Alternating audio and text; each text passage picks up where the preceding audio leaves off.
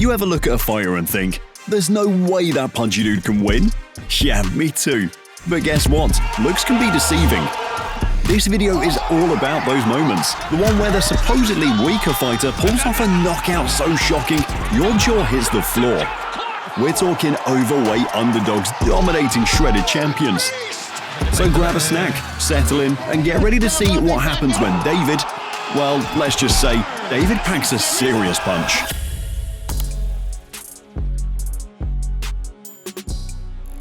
The Ismail Lazar vs Daniel Sam kickboxing match was pure comedy gold. This kickboxing match was so lopsided, the bookies were offering mortgages on the outcome. Imagine a bodybuilder trying to swat a fly. That's basically Sam versus Lazar. Sam, built like a brick wall, swung punches that could fall a redwood. Lazar, with surprising agility for a guy with a belly, slipped every blow. It was like watching a matador dodge a bull. In round 3, things changed. Lazar, lightning fast, landed a left hook that sent the giant Sam tumbling before anyone could say "ah." By the time he was back on his feet, even Sam knew he was out. No need to extend his misery at that point. This, my friends, is why you never judge a book by its cover, especially a book with a fat cover and a surprisingly powerful punch. Remember those training montages where the underdog trained like a man possessed? That was Nabil Hakab before facing Uku Urundel. Urundel, dude was built like a tank, but slow as molasses in January. Hakab, on the other hand, was a blur of punches and kicks. This fight was a masterclass in speed versus power. Urundel swung wildly, missing everything but the air. Hakab weaved through every blow, landing shot after shot. By round 2, Urundel looked like he ran a marathon in flip-flops. Hakab kept the pressure on, dropping a left hook so fast it probably violated the laws of physics. Urundel took it like a champ, but you could see the doubt creeping in. The rest of the fight was pure Hakab domination. He landed more punches than a telemarketer makes cold calls. In the end, the judges didn't even need a second look. Easy win for the young Moroccan. It's a classic case of speed meets a serious case of meat sweats. Have you seen any of those Believe in Yourself posters? Apparently, Aorigele never needed one. This dude, built like a cuddly panda with a mean right hook, went toe-to-toe with Bob Sapp, a man who looks like the mountain himself. This fight was shorter than most TikTok dances.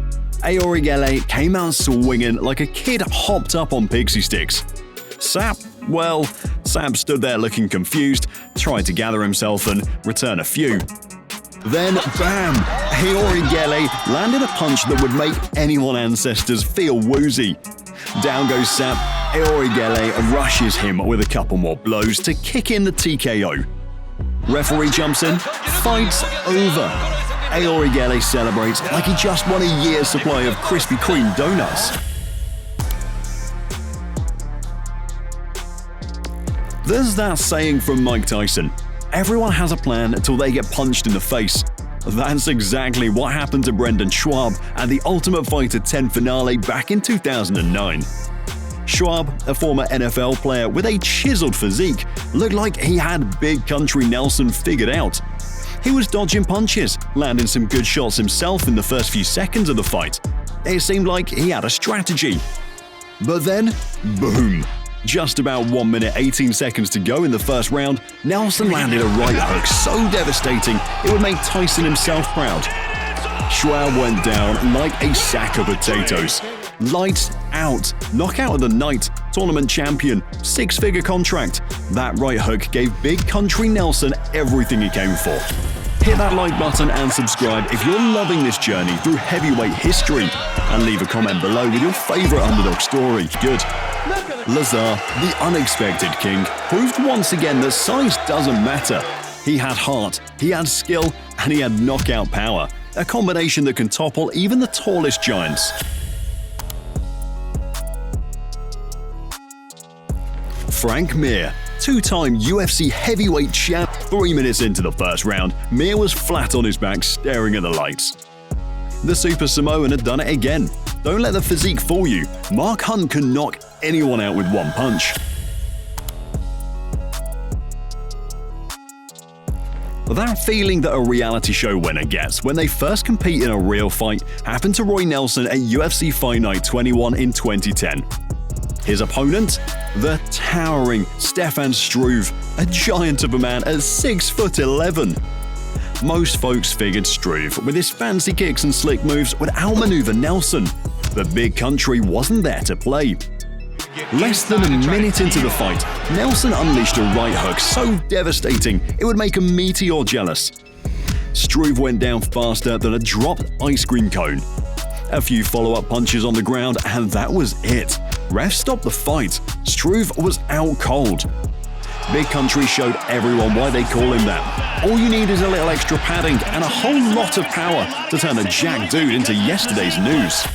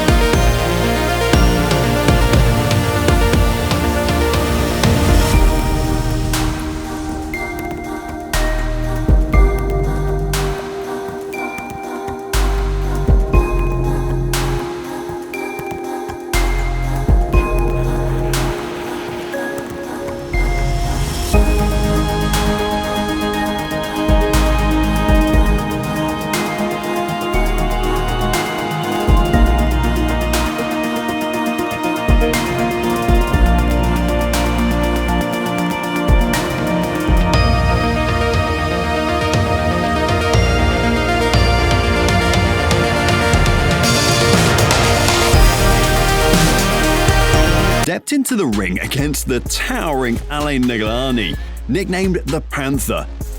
Negalani was a mountain of a man with fists like sledgehammers. Easy win for the giant, right?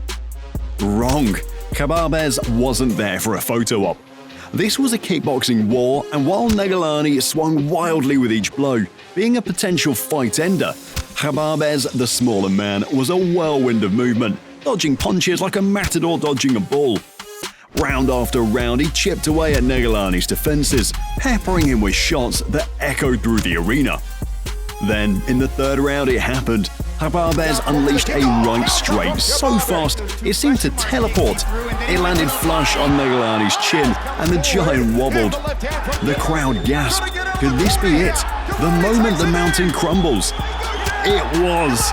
Neghelani went down, the ref called it, and Hababez stood tall, sweat dripping, a huge grin splitting his face. The underdog, the tank, had just conquered the panther in a stunning display of resilience and skill. Boom! Did you see that coming? These heavyweight clashes remind us that size ain't everything. Remember when Joshua fought Ruiz Jr. was a pushover? One right hook later, the boxing world was on its head. That's the magic of combat sports. Anything can happen. So next time there's a David versus Goliath battle brewing, don't blink. The underdog might just pack a knockout punch, and you might witness a legend being born. Even the land of giants has room for shorter, rounder folks to steal the show, right? Want more epic comebacks and underdog stories?